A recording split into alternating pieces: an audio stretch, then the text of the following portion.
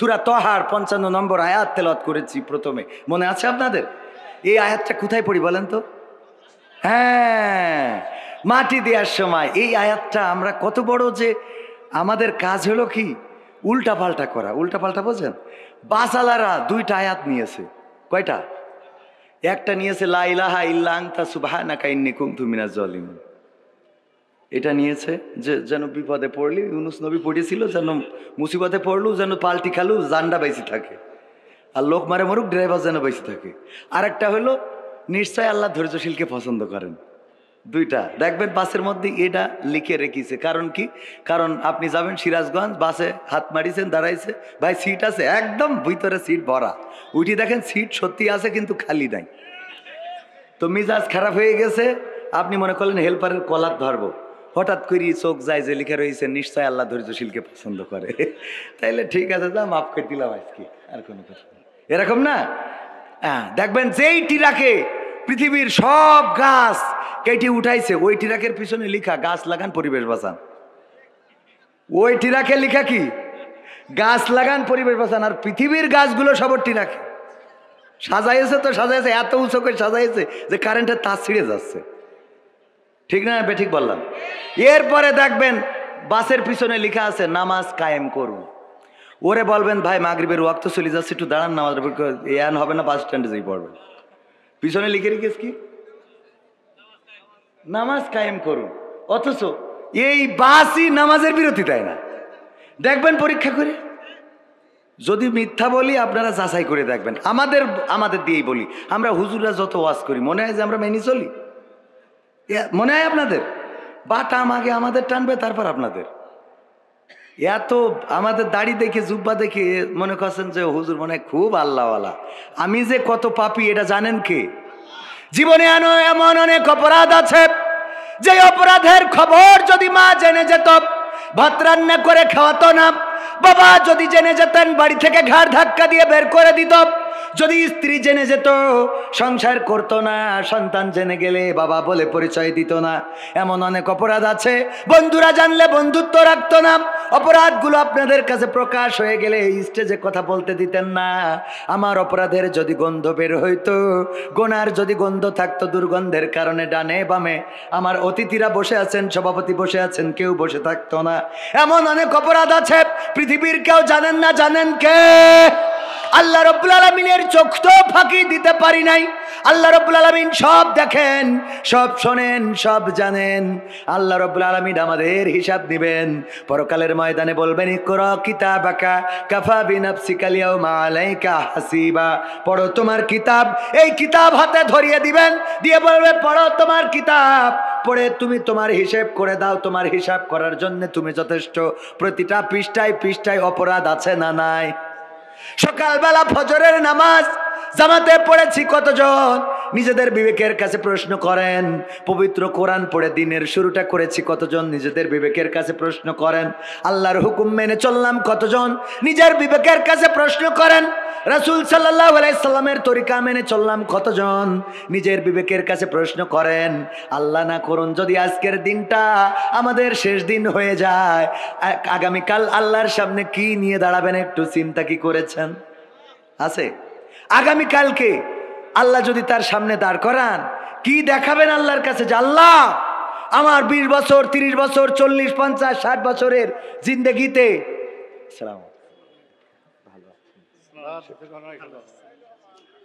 নারায়ে তাকবীর, বিশেষ অতিথির আগমন মাহফিলের পক্ষ থেকে। আপনারা খুশি তো? আজকে আমরা স্টারদেরকে পেয়েছি আলহামদুলিল্লাহ। সময় আমরা বেশি নেব না, 12টার মধ্যে আমরা শেষ করব ইনশাআল্লাহ। তো আমি এখনো কিন্তু শুরু করিনি, মানে শুরুতে কিছু কথা বলে রাখছিলাম। বলতে যে ছোট মানুষ তো, আবার আমার মোহতারাম শ্রদ্ধাভাজন অতিথি উনিও চলে যাবেন, মনে করলাম অন্তত কিছু কথা শুনতে চেয়েছেন একটু শুনাইয়ে দিই। আমরা শুধু শোনার এবং মানার তৌফিক দান করুন, বলেন আমিন। যা বলবো সেটা যেন আমাদেরও আমল থাকে, আবার আমরা যা শুনবো সেটা যেন আমরা আমল করতে পারি। আল্লাহ তৌফিক দিন, বলেন আমিন। আমল করলে কোনো ক্ষতি আছে? ক্ষতি তো নাই, বরং পরকালের জন্য প্রস্তুতি নিতে পারলেন। দুনিয়ার জীবন জিন্দেগি রঙিনে পৃথিবী ছাড়িতে হইবে, সাধের দেহ মাটিতে খাইবে, শূন্য হবে জিন্দেগানি। কার লাগিয়া এত মায়া এত চোখের পানি রে মন, কার লাগিয়া এত মায়া এত চোখের পানি। সন্ধ্যা হলে ডুবিবে বেলা, সাঙ্গ হবে ভবের মেলা। সন্ধ্যা হলে ডুবিবে বেলা, সাঙ্গ হবে ভবের মেলা। কেউ বা দিবে আখেরি গোসল, কেউ বা দিবে আখেরি গোসল, কেউ বা আনবে আতর দানি। কার লাগিয়া এত মায়া এত চোখের পানি রে মন, কার লাগিয়া এত মায়া এত চোখের পানি। এত আশার বাসা তোমার, নিমিষে যায় হবে চুরমার। এত আশার বাসা তোমার, নিমিষে যায় হবে চুরমার। ডাকবে ছেলে বাবা বলে, ডাকবে মেয়ে মামা বলে, সাড়া তো দেবে না যে তুমি। কার লাগিয়া এত মায়া এত চোখের পানি রে মন, কার লাগিয়া এত মায়া এত চোখের পানি। রঙিনে পৃথিবী ছাড়িতে হইবে, সাধের দেহ মাটিতে খাইবে, শূন্য হবে জিন্দেগানি।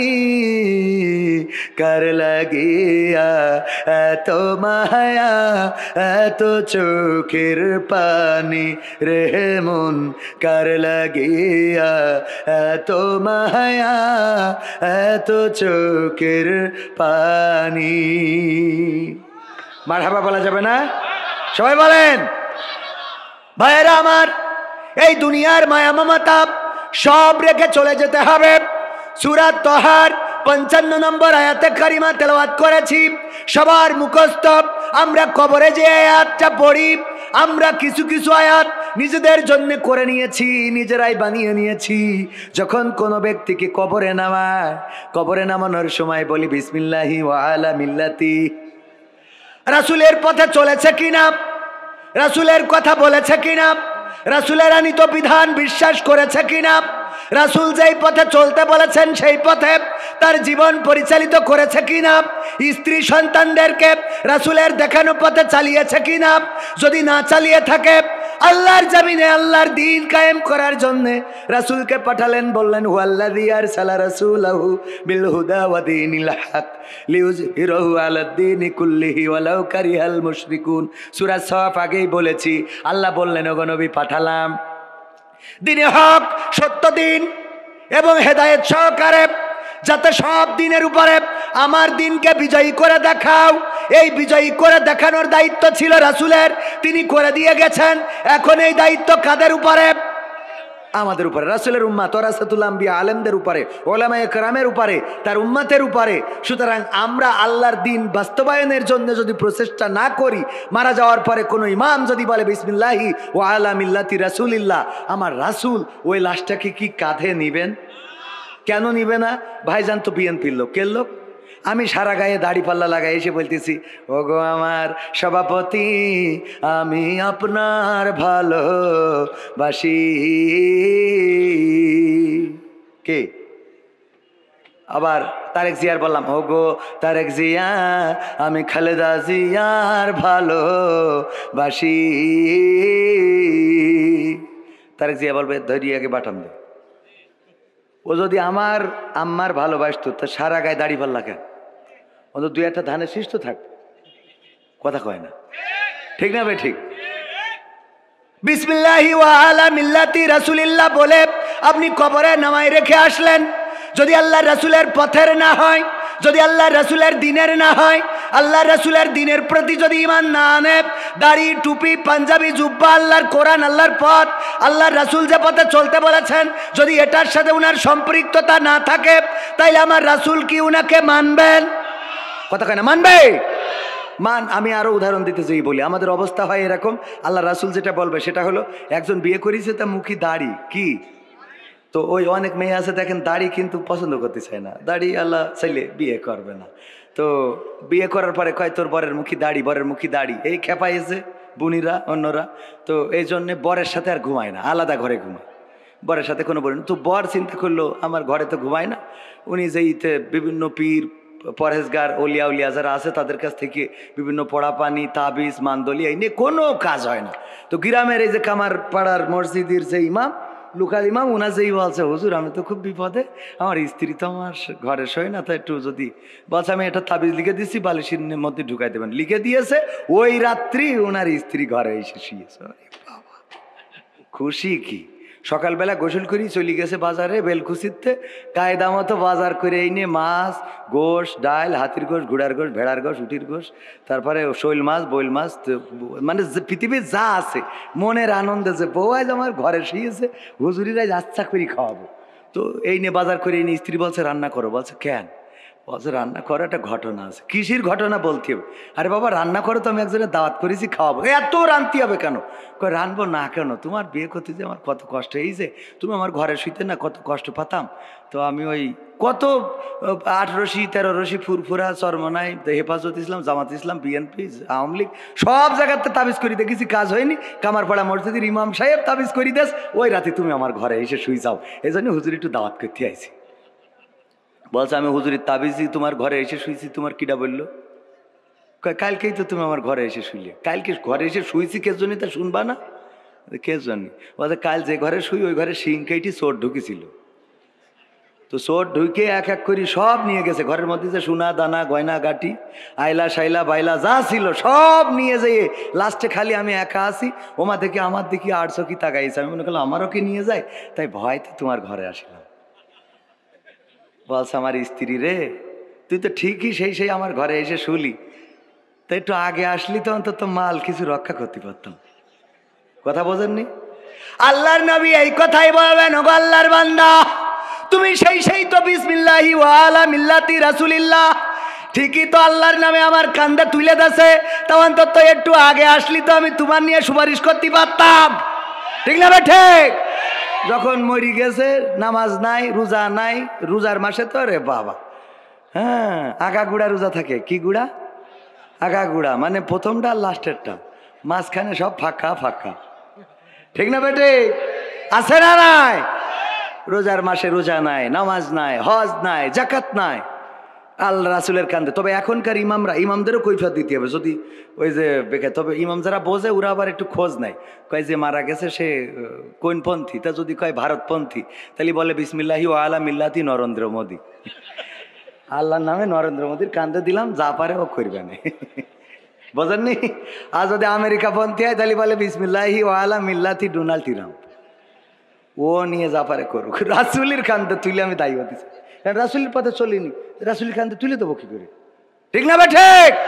যাই হোক ভাইয়েরা আমার, সূরা তাহা 55 নম্বর আয়াত আমরা কবরে যেয়ে পড়ি, কিন্তু আমরা একদিনও ভাবি নাই কেন এই আয়াতটা কবরে যেয়ে পড়বো। আয়াতের সরল অর্থ হলো, একেবারে আঞ্চলিক বাংলার অর্থ হলো, গো মানুষ তোমাকে এই মাটি থেকে আল্লাহ সৃষ্টি করেছে, আবার এই মাটিতে ঢুকাবে, আবার একদিন এই মাটি থেকে জীবন্ত করে উঠাবে কার সামনে?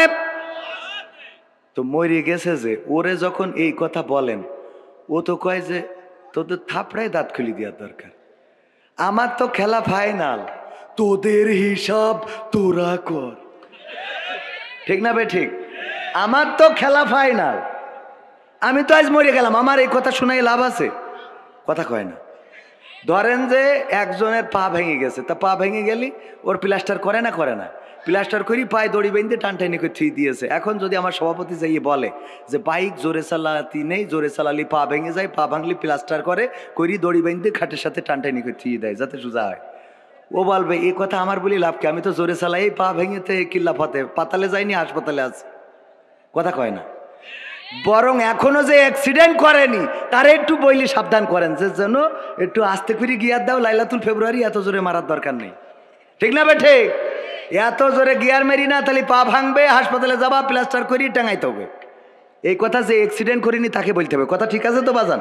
যে অ্যাক্সিডেন্ট করিছে তার যদি বুঝান তাহলে ওর মেজাজ খারাপ হবে না? তো কবরে যেই যখন পড়েন নামানোর সময় বিসমিল্লাহি ওয়া আলা মিল্লাতি রাসূলিল্লাহ, আমার ধারণা ওই মুর্দা যদি কোনোভাবে কাফনেতে হাতটা বের করতে পারতো, থাবা একটা বসাই দিত যে তুই আমার সাবধান করতেছিস, অথচ তুই এখন যে দোকানে বিড়ি টানবি। কথা কয় না। লাশ মাটিতে থিয়ে এসে দোকানে সিরিয়ালের সামনে বসে ঈদ খাই, পরিমণের লাগাও। ঠিক না ভাই? ঠিক। ওর বলে এইছিল যে মাটিতে তোর বানাইছে, মাটিতে ঢুকে মাটিতে উঠাবে, ওর সাবধান করিয়েছে। ওই বাসা পরিমণিরটাও দেয় একটু, পরিমণিরটা লাগাও। ঠিক না ভাই? ঠিক আছে না নাই? তাইলে আপনি সাবধান তো হওয়ার দরকার আপনার, বরং ওর দরকার ছিল পড়া উল্টো এগের কাছে, যে বিসমিল্লাহি কি মিনহা খলাকনাকুম ওয়া ফিহা নুঈদুকুম ওয়া মিনহা নুখরিজুকুম তারাতান উখরা। এই আল্লাহর বান্দা বাড়ি যেয়ে সাত দোকানে বসিস নে, কারণ এই মাটিতে বানাইছে আমার মতো ঢুকাবে, আবার একদিন এখান থেকে উঠাবে, উঠি বাটাম টানবে বলে। কথা কি বোঝা গেছে? তাহলে এই আয়াতটা আমরা কবরে নিয়ে যেয়ে লাগালাম কেন? কারণ হইলো আমাদের শেখ হাসিনা যেমন লাগাইলো লাকুম দিনুকুম ওয়ালিয়া দিন, সব বাদ, খালি এই আয়াতটা ওর লাগবে। কথা কয় না? যে ধর্ম নিয়ে কোনো জবরদস্তি নেই, যার ধর্ম সে করো। ও ঠাকুর ঘরে যাইয়ে বলো ওং শান্তি নমো নমো, মা দুর্গা ঘোড়ায় চড়িয়ে এসেছে। কথা কয় না? মানে ওইটা লাগবে। ওই আয়াতের ব্যাখ্যা কমতে কমনে নিয়ে যে কোথার পানি কোথায় লাগাইছে, I go up we go down, I go up we go down. বলছে কি হইস? বলছে ও গো ডাউনই উই লেগেছে, তাই দেখি গরু কানছে। I go up we go down, এই হইল ওর বাংলা। তো যাই হোক, এখন সব মিলাইয়ে অত কথার দিকে না যাই, এই আয়াতটা আমরা কবরে যে পড়ি, এই পড়া যাবে না, কবরে পড়া যাবে না। পড়তে হবে কনে, একটু শিখাই দেবো আপনাদের, শিখাই দেবো। কবরে পড়া যাবে না বলতে ডাইরেক্ট নিষিদ্ধ না, মানে পড়লি গুনাহ হবে তাও না, বেদাতও না, এটা দাঁত। অনেকে আবার সব কাজের মধ্যে বেদাত খোঁজে, এরম আছে না নাই? ক্যারাম বোর্ড খেলে, ওর কোনোদিন বলিনি যা জানতেছে চলো মসজিদে যাই। তাস খেলে, ওর কোনোদিন বলিনি খেলা বাদ দাও চলো মসজিদে যাই। সিগারেট খায়, ওর কোনোদিন বলিনি বিড়ি ফেলো চলো মসজিদে যাই। বরং মসজিদে যাইতে বলে হাত কানে বান্ধি চাও, এনে বানতে হবে। আছে না নাই? আমি নাচতে বললি খা, জোরে বলতে হবে, জোরে বললে কেন? এগুলো আছে না নাই? এইগুলো নিয়ে মাথা ফাটাফাটি করে। মসজিদও আলাদা, এইগুলো মাঝহাবপন্থীদের, এইগুলো আহলে হাদিসের, মালা মাঝহাবিদের। এরা মসজিদ বানাইছে না বানায় নাই? এক ইমাম সাহেব এক মসজিদ ইমামতি করতে যাই শোনে যে এখানে দুই গ্রুপ আছে। যখন আহলে হাদিসের গ্রুপ পাওয়ার পায় তখন মাযহাবপন্থীদের দাম থাকে না, মাযহাবপন্থীরা যখন পাওয়ার পায় আহলে হাদিসদের দাম থাকে না। ও যাই শুনেছে যে হাত বান্ধা নিয়ে, আমিন বলা নিয়ে, এগুলো নিয়ে খুবই গোলমাল হয়। ও যাই নামাজ পড়াতে যাই বুঝে শুনে নিয়ত করিস আল্লাহু আকবার। বেদেশ কোথায়? কপালে। লোকজন বলছে এতদিন তো তাও আমাদের দ্বন্দ্ব ছিল, হাত তো তাও লিমিটের মধ্যে ছিল, একটা বুকির পরে নাই, নিচে নাবিতি বাইন্দে, এ তো সব বাউন্ডারি কুরাস করি একেবারে বর্ডারে হাত বেঁধেছে কোথায়? কপালের পরে। ইমাম সাহেব বললে ইমাম সাহেব আমরা আহলে হাদিস আর মাযহাবপন্থী, যাই হোক দুই পন্থী, আমরা এতদিন বিভেদ করেছি, এটা ঠিক আছে হাত বাঁধা নিয়ে, কিন্তু হাত তো এতদিন তো ওই যে কি বিপদ সীমার মধ্যে ছিল, এখন তো বিপদ সীমা পারেই গেছে।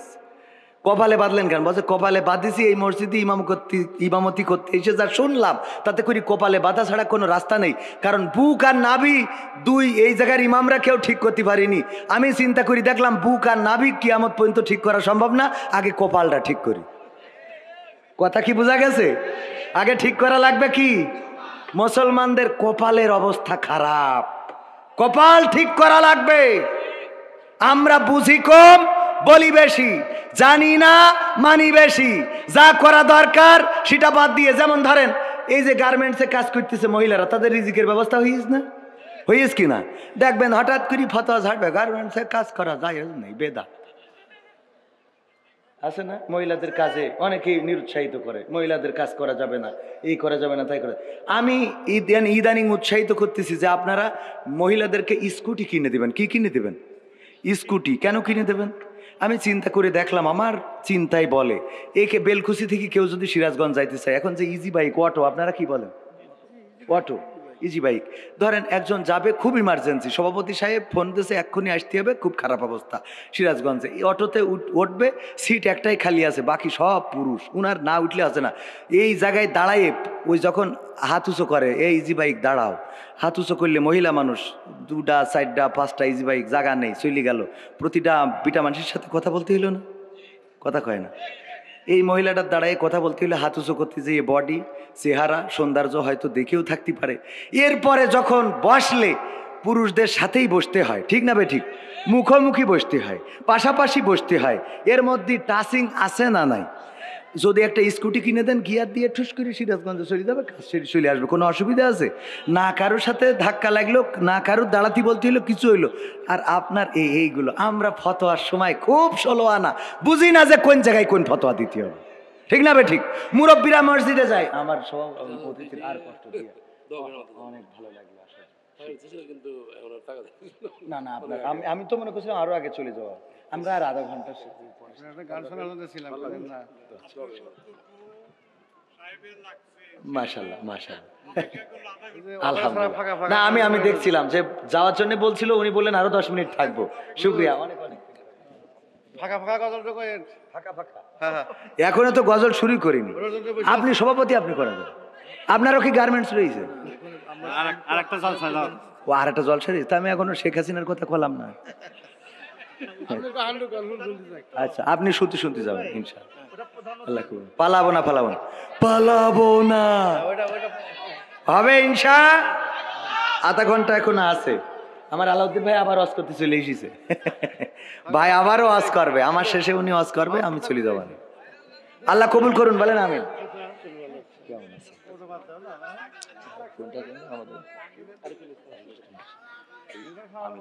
হ্যাঁ আলহামদুলিল্লাহ, আমার বলছিল যে আরিফ ভাই আসবে, ও মাসুদ ভাই, মাশাআল্লাহ মাশাআল্লাহ, আলহামদুলিল্লাহ আলহামদুলিল্লাহ, আজকে মাহফিল হয়ে গেছে 2টা পাশাপাশি, আবার ওখানে বক্তৃতা দিয়ে এখানে এসলো, মানে মাহফিলে 2টাই তো মনে হয় লোকের অবস্থা খারাপ নাকি, না না ওইটাই একটু বেশি কম, মানে ওই 2টা ভাগ হয়ে গেছে তো, মানে এই জায়গার লোক মাপ চেয়ে আসছেন, হ্যাঁ, তো আমরা ফাঁকা ফাঁকা ওবায়দুল কাদেরের গান, শেখ হাসিনার গান, গণতন্ত্রের গান শুনবো ইনশাআল্লাহ, শিল্পী মানুষ 2-1টা সঙ্গীত শোনানো দরকার, আবার ওয়াইজিন মানুষ ওয়াজের হকও আদায় করার দরকার আছে না নাই, তাইলে আমি বলেছি যে সূরা তহার 55 নম্বর আয়াত আমরা যে কবরে পড়ি, এই আয়াতটা কবরে পড়া যাবে না বলতে, পড়লে গুনাহ হবে এমন না, পড়লে অসুবিধা হবে এমন না, পড়তে পারবেন, কিন্তু এই আয়াত ওখানে পড়ার জন্যে না, কথা কি বোঝা গেছে, তাইলে কোথায় পড়ার জন্যে সেটা জানাবো, আজকে শিখে যাবেন এবং আগামীতে এইটা প্রয়োগ করবেন, মনে থাকবে ইনশাআল্লাহ।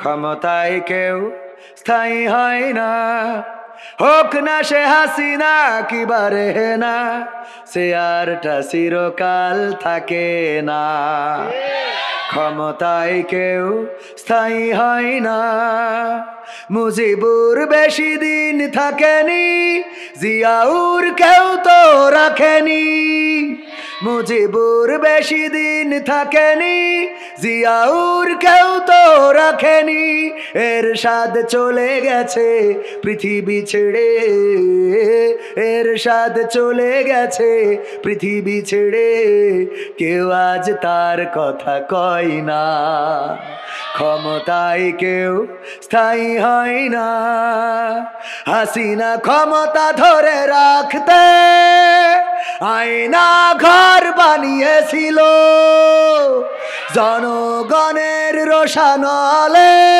দাদার দেশে পালিয়ে গেল, হাসিনা ক্ষমতা ধরে রাখতে আয়না ঘর বানিয়েছিল, জনগণের রোশানলে দাদার দেশে পালিয়ে গেল, ডিবি হারুনের পাশে আর, ডিবি হারুনের পাশে আর পরিমণিদের দেখা যায় না, ক্ষমতায় কেউ স্থায়ী হয় না, হোক না সে হাসিনা কিবারে না, সে আরটা চিরকাল থাকে না। ঠিক না বে ঠিক? এই চেয়ার চিরকাল থাকবে না, কবরে যেহেতু যাওয়া লাগবে, সুতরাং সেই কবরের খোরাক জোগাড় করার দরকার আছে না নাই? আমাদের আমন্ত্রিত মেহমান জনাব মোহাম্মদ আরিফুল ইসলাম সোহেল সাহেব এবং আমাদের সাবেক চেয়ারম্যান এসেছেন। ওগো আমার ভাইয়েরা, মাওলানা মাহবুবুল রশিদ শামীম ভাই, সাবেক চেয়ারম্যান আপনাদের, উনি এসেছেন, উনারাও কথা বলবেন। আমরা আর আধা ঘন্টার মধ্যে আমার আলোচনা শেষ করব, তারপরে ওনাদের কথা শুনবো, তারপরে মোনাজাত করে একসাথে যাইতে অসুবিধা হবে? থাকা যাবে ইনশাআল্লাহ? থাকা যাবে? আধা এই কথা বলাতে ওই যে দুই একজন উঠছে, আমার বাজানের ওই একটু পিসাব ধরতে পারে, আবার মসজিদের মুয়াজ্জিন ইমাম এরকম আছে, মুহতামিম, অনেক কাজ থাকে, ঠিক কিনা? তো যাই হোক, এত রাত করা ঠিক না, তারপরেও আমরা বেশি সময় নেব না, আখেরি মুনাজাত না করে চলে যাব। কে কে হাত উঁচু করেন? সবাই থাকবেন? আখেরি মুনাজাত না করে সবাই থাকবেন ইনশাআল্লাহ? আল্লাহ কবুল করুন, বলেন আমিন। কিন্তু দেখবো যে এই সবাই হাত তো তুললেন না, দেখি উঠলে কিন্তু ডাক দিয়ে বসাবো, না হলে দেখি স্টেজে নিয়ে আসবো, সবার সাথে সালাম দিয়ে বিদায় নিয়ে তারপরে যাবেন ইনশা। দুইটা মাহফিল পাশাপাশি, মানে শ্রোতা ভাগ হয়েছে, ওরাও শান্তিতে নেই, আমরাও